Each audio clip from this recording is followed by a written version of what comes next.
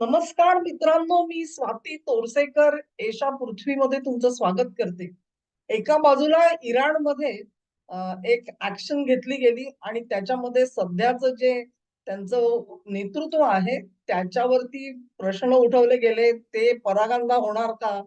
किंवा तिथे सत्तापालट होणार का? हे प्रश्न चालू असतानाच दुसऱ्या टोकाला म्हणजे अमेरिकेच्या दक्षिणेला असलेल्या व्हेनेझुएलावरती सुद्धा अमेरिकेने कारवाई केलेली दिसते. व्हेनेझुएलावरती मी एक स्वतंत्र एपिसोड केलेला होता, ज्याच्यामध्ये गौरी पिंपळेताई मला त्या एपिसोडमध्ये आलेल्या होत्या आणि त्यात आपण बघितलेलं होतं, की व्हेनेझुएलाकडे जगातले सर्वात मोठे ऑइल रिझर्व्हज आहेत आणि नंबर 2 ची गोष्ट व्हेनेझुएलाचा सर्वात मोठा ग्राहक जर कोण असेल, तर तो चीन आहे आजच्या घडीला. अशा व्हेनेझुएलामध्ये कोणे एकेकाळी तिथल्या तेल कंपन्या सगळ्या अमेरिकेच्या होत्या आणि तेलाची जी वाहतूक करायची ती सगळी लॉजिस्टिक्सची सिस्टीम जी आहे, व्यवस्था आहे, ती अमेरिकेने उभी केलेली होती. एका रात्रीमध्ये त्याचं सगळं राष्ट्रीयकरण केलं गेलं आणि त्यामुळे अमेरिकन कंपन्यांचं नुकसान झालं.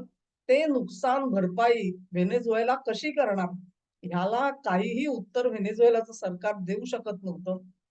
त्याच्याच जोडीला त्यांच्यावरती आरोप लावले गेलेले होते ते अंमली पदार्थांच्या निर्यातीचे. तिसरा आरोप होता तो असा, की व्हेनेझुएलाची लोकसंख्या आहे, ती साधारण 30-32 मिलियन म्हणजे साधारण 3-3.25 कोटी. त्याच्यातले जवळ-जवळ 70-80 लाख लोक हे आज परागंदा होऊन अमेरिकेमध्ये गेलेले आहेत आणि अनेक जण बेकायदेशीररित्या तिथे राहत आहेत. ह्यांच्या मदतीने अमेरिकेमध्ये अंमली पदार्थांचं रॅकेट चालवलं जातं, असा आणखी एक आरोप केला गेलेला होता. आता हे आरोप बाजी जी आहे ती आपण वेगळी आणि एका बाजूला ठेवू. दुसऱ्या बाजूला व्हेनेझुएलाचं जे सरकार आहे त्याचं अपयश काय आहे? एक बूम पिरियड आलेला होता तेल उत्पादक देशांना, जेव्हा तेलाचे भाव हे बॅरल मागे 100च्या वर पोहोचलेले होते. आता हळू करत हे भाव जे आहेत ते जेव्हा उतरले, तेव्हा त्यांचं उत्पन्न कमी झालं आणि हे कमी उत्पन्न जे आहे त्याच्यासाठी कुठल्याही वाटा दुसऱ्या शोधल्या गेल्या नाही. आज जे काम म्हणजे अमिरातीने हे काम बऱ्याच आधी केलं आणि त्यांचं डायव्हर्सिफिकेशन ज्याला म्हणतो विस्तारीकरण केवळ एका इंडस्ट्रीवरती अवलंबून न राहता अनेक इंडस्ट्री डेव्हलप कराव्यात. हा जो विचार अमिरातनी मांडला, तो विचार त्यांनी पुढे नेला. तोच विचार आज सौदी अरेबियामध्ये एम-बी-एस करताना दिसतात आणि त्यांना थोडं-थोडं यश हे एका रात्रीत होत नाही. त्याला साधारणपणे 8 ते 10 वर्ष जावी लागतात. व्हेनेझुएला सारख्या देशांनी त्याचा कधी विचार सुद्धा केला नाही. आणि मग जेव्हा तेलापासून मिळणारं उत्पादन तुमचं घटतं, पण खर्च तिथेच राहत असतात नेहमी. खर्च कमी करणं फार अवघड गोष्ट आहे. आपण बघितलं अमेरिकेत सुद्धा इलॉन मस्क यांनी ट्रम्प यांच्या राजवटीत पहिले काही महिने खर्च कमी करण्याचा प्रयत्न केला, परंतु त्याच्यामध्ये फारसं यश त्यांना मिळालं नाही. हीच अवस्था व्हेनेझुएलाची असते. तेव्हा ह्याच्यामधून जी दुसरा मार्ग काय असतो, चलन-फुगवटा होत जातो. सरकार ज्यावेळेला अनिर्बंधपणे नोटा छापत जातं, त्यावेळेला देशामध्ये चलन-फुगवटा होतो आणि चलन-फुगवटा झाला, की वस्तूंचे दर महाग वाढते असतात. आजच्या घडीला व्हेनेझुएलामध्ये अशाच पद्धतीचं संकट आहे आणि सामान्य माणूस अत्यंत बेजार आहे. अशा परिस्थितीमध्ये ज्यावेळेला मदुरो ह्यांनी ट्रम्प ह्यांना त्यांच्या ज्या काही मागण्या होत्या किंवा त्यांच्याशी बोलणी करण्याची सुद्धा तसदी घ्यायचं नाकारलेलं होतं आणि मग अमेरिकेने आज जे पाऊल उचललं, त्याच्यामध्ये त्यांनी काय केलं? जवळ-जवळ 150 विमानं वापरली गेली. 30-40 युद्धनौका वापरल्या गेल्या. ह्याच्या अगोदर अ, अमेरिकेने तिथे त्यांचे जे ऑइल रूट्स म्हणू आपण, ते रूट्स बंद करण्याचा प्रयत्न केला होता. त्यांच्या जहाजांवर हल्ले केले. 2 जहाजं नष्ट केली आणि मग त्याच्यामध्ये आणखी 3 जहाजं जी आहेत, ती तर तिचा ताबा घेतला आणि ती जहाजं अमेरिकेकडे वळवली गेली. अर्थात त्या जहाजांमध्ये जे तेल होतं, त्याचा पैसा चीनने दिलेला होता. पण अमेरिका म्हणते, "आम्ही हे आता तेल सोडणार नाही" म्हणून. आणि ह्या कारवाया करताना ते एक प्रकारे मधुर आहेत. त्यांना एक इशारा देत होते, की तुम्ही वेळीच सावध व्हा आणि ऐका, अन्यथा परिस्थिती फार बेकार होऊन व्हेनेझुएलाच्या विरोधी पक्ष नेत्या मचाडो बाईसाहेब यांना नोबेल प्राइज दिलेलं आहे. त्यामुळे तिथे अमेरिका 100% काही ना काही कारवाई करणार ह्याचे सगळे निर्देशक आपल्याला बघायला मिळत होते. पण मदुरोंनी मात्र त्याकडे कदाचित दुर्लक्ष करायचं ठरवलं. ज्या वेळेला अशा प्रकारे माल अडवणूक करायचा प्रयत्न केला आणि समुद्री मार्ग रोखून धरायचा अमेरिकेने प्रयत्न केला, तेव्हा अर्थातच व्हेनेझुएलाकडे येणारा जो पैसा आहे, त्या पैशाची आवक आणखी कमी झाली.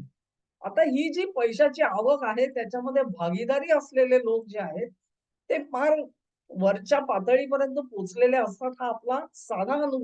ज्यांचा पैसा अशा प्रकारे थांबला, असे वरिष्ठ पातळीवरचे जे लोक आहेत, त्यांनी कंटाळून अखेर कदाचित निर्णय घेतला असेल, ठीक आहे मदुरो ऐकत नाही तर नाही, निदान आपण अमेरिकेशी समझोता करा. ज्या पद्धतीत कारवाई झाली ते बघाल तुम्ही, तर 30-40 जहाजं आणि 150 विमानं वापरली गेली. त्याच्यामध्ये सर्वात पहिल्यांदा काय केलं गेलं, तर त्यांची जी एअर डिफेन्स सिस्टीम आहे, ती पहिली परावृत्त केली गेली, निस्तेज, निष्प्रभ केली गेली. त्यानंतर हेलिकॉप्टर्स आली. सुखैनाईव आली अगदी.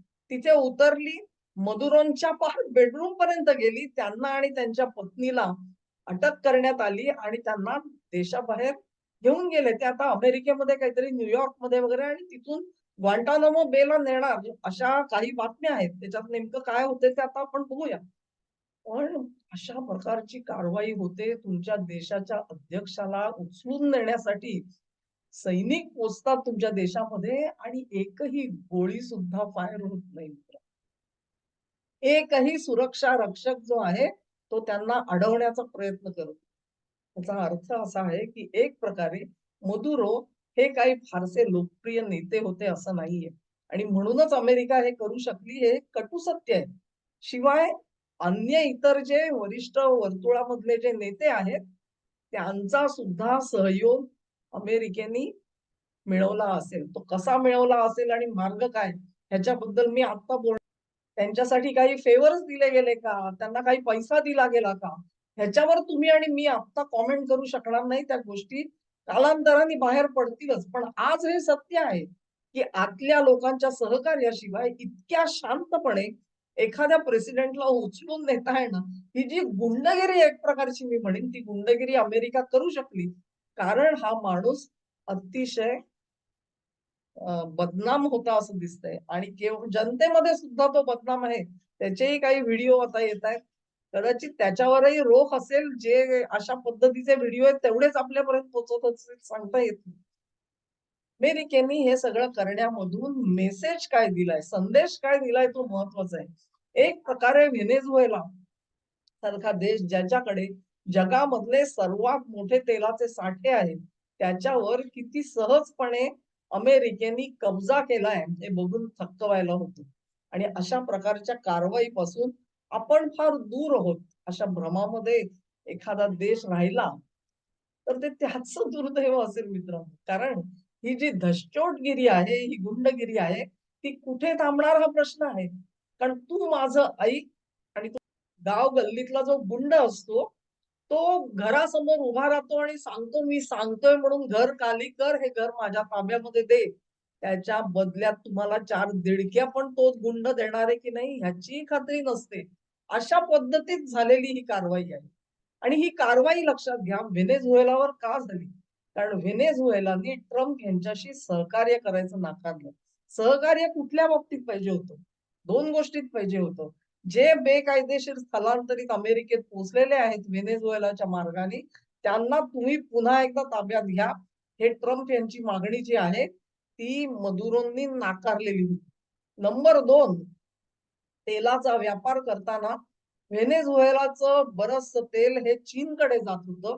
तेव्हा चीनचा फायदा होता. आज 2 ठिकाणी चीनच्या हाताला झळा पोचलेल्या आहेत. एक म्हणजे इराणचा रस्ता बंद झालाय आणि दुसरा व्हेनेझुएलाचा रस्ता बंद झाला. चीन ही वाढती इकॉनॉमी आहे असं आपण जर का मानलं तर त्याची तेलाची गरज ही वाढती राहणार आहे.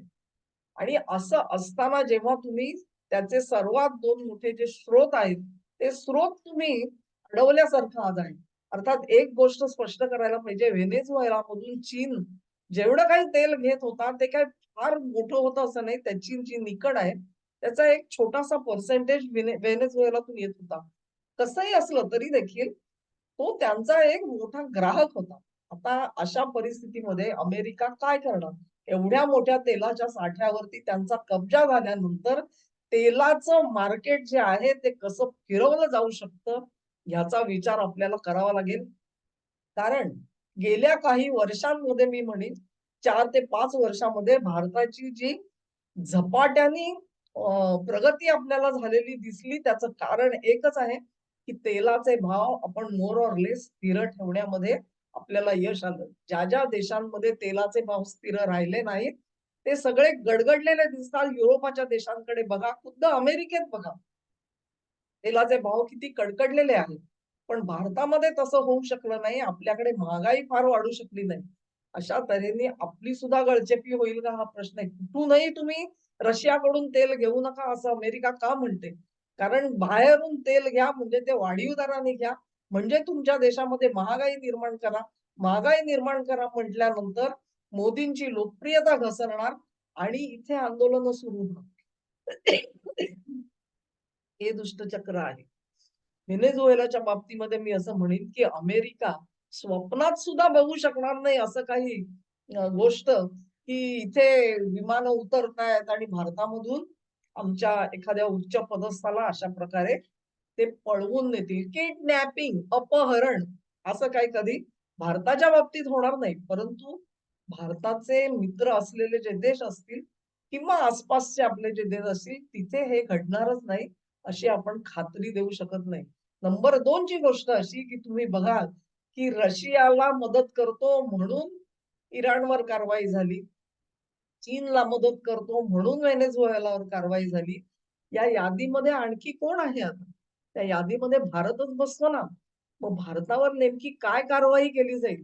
कदाचित ह्याच मार्गाने कारवाई होईल असं नाही. पण कुठे ना कुठेतरी त्या आगीच्या ज्या झळा आहेत, त्या तुमच्या माझ्यापर्यंत पोहोचल्याशिवाय राहणार. त्या झळा जर का भारतापर्यंत आल्या आणि मोदी सरकारला काही कडक पावलं उचलावी लागली, तर तेव्हा तुम्ही आणि मी काय करणार हा प्रश्न. तेव्हा जर का तुम्ही तुमच्या सरकारच्या मागे ठामपणे उभे राहिला नाही आणि तुम्ही सांगता आलं पाहिजे तुम्हाला 100 नाही ₹200 पेट्रोलचा भाव झाला तरी चालेल. आम्ही जसं सरकारने आम्हाला चांगले दिवस दिले, तसे सरकारच्या कठीण काळामध्ये आम्ही सरकार सोबत आहोत. आम्ही झळ सोसू आमच्या खिशाला, पण आम्ही सरकारबरोबर राहू. हे आपल्याला बोलता येणार आहे का? हे बोलता येणार असेल, तर देश म्हणून तुम्हाला तरून जाता येईल. अन्यथा तुमची अवस्था इराण आणि व्हेनेझुएला सारखी झाल्याशिवाय राहणार असं नाही. मी ज्यावेळेला मेक्सिकोने 50% टेरिफ भारतावर लावला, तेव्हाच मी एक इशारा दिलेला होता, की अशा प्रकारे जे छोटे देश आहेत, त्यांना या गुंडगिरी, टगेगिरीच्या विरोधामध्ये घाबरूनच राहावं लागेल आणि त्यांनी धाकदपटशा दाखवला, तर तेही भारतावरती अशा प्रकारे कर लावायला कमी पडणार नाहीत. मग त्यावेळेला तुमची निर्यात जी आहे, ती निर्यात इंटॅक्ट कशी ठेवायची ह्याच्यासाठी आपल्याला खूप विचार करावा लागेल. आणि कदाचित तुमचा विकासाचा वेग मंदावू शकतो या सगळ्यामध्ये. तो जरी मंदावला, त्यांनी महागाई तुमच्यावरती लादायचा प्रयत्न केला, तरी देखील टस से मस होना नहीं चाहिए. जसे चांगले दिवस येतात, तसेच वाईट दिवस असतात प्रत्येक देशाला. एक दिलाने आपल्याला त्याच्यातून तरून बाहेर पडायचंय. सगळ्या जगाला दाखवून द्यायचंय, की भले तुम्ही किती संकट आमच्या वाट्याला पाठवा, पण आम्ही त्याच्यावर मात करून दाखवू. कारण 1000 वर्ष आम्हाला चिरडायचा प्रयत्न झाला. इथून पुढे नाही आम्ही चिरडून घेणार. नाही चिरडून घेणार. ताठ मानेने उभं राहणार. हा व्हिडिओ तुम्हाला आवडला असेल अशी आशा करते. तुम्हाला आवडला असेल तर ही लिंक शेअर करा, व्हिडिओला लाईक करा, चॅनेलला सबस्क्राईब करा आणि तुमचं सहकार्य माझ्यासोबत असंच राहू द्या. नमस्कार.